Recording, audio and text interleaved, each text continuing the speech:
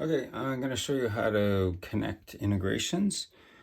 This is an Android phone and a standard, but it works the same way whether it's iPhone or digital or standard and digital. It all works the same way.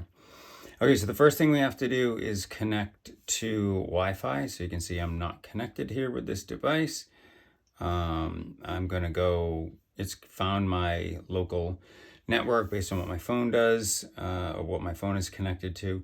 I'm just going to enter the password in here, and I'm going to do that off camera for obvious reasons.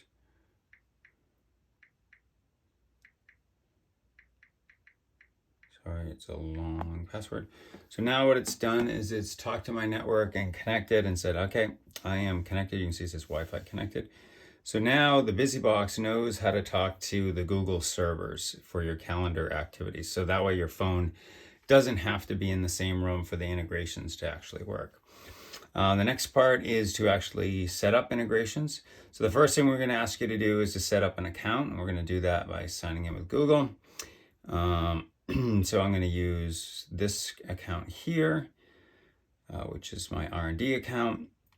And next, so now it's set up an account for all of my BusyBox integrations. So eventually I have Zoom and lots of integrations, and it'll keep track of what connections you want turned on and off by using that account.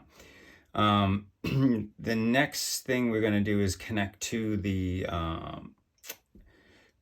servers. Oh, sorry, I hit the wrong button there. Go integrations. So now, so it's coming in here, and now we're going to go ahead and turn on that account. So now you can see in that last step, I linked the account to this BusyBox. That's what it did there in the link command. So now this account and this BusyBox are linked and they're ready to talk. This one's talking to the Google servers. Everything's ready to go. Now I just have to tell it with my Google Calendar what I want it to do. So Google requires us to get permission, so you have to enable it. So you're going to go in here and pick the Google account that makes sense. And I have multiple calendars, so I will actually have multiple calendars connected to this BusyBox. Google says, hey, are you sure you want to share this information? It tells you exactly what we use the information for, which is basically nothing. We don't care about your individual information as far as anything to run our business. We just want to make sure that everything is safe and private for you. So we get permission there, and they'll tell you everything we collect, which you'll see is basically nothing other than what you need to run calendar integrations. So now we're connected. The first thing I do when I come in here is I turn off the sub calendars. So you can see we have holidays and birthdays as my sub calendars. If I leave those on, if I have a birthday, it would turn on the device and leave it on all day. So I turn those off. And then this area is for what commands you want it to execute. So when it hits the event, like let's say at 4 o'clock, it would turn the device on, or it could turn the device off. Some people like to have the sign on that says come in, and then it turns off. The thing that I like to use most is to select a slot. So I'll go in and make a preset, like usually my preset 4 is blinking mode. I don't have one set up here. So I'm just going to use preset 1. So when it gets to that 4 o'clock time, it'll go to preset 1.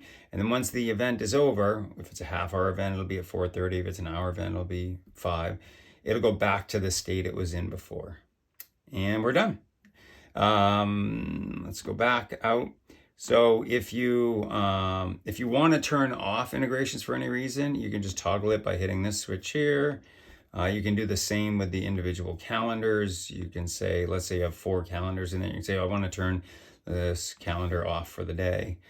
So you have a lot of control. There's a lot of power here. And the setup is pretty straightforward once you get through it one time. Hope that helps, and have a great day.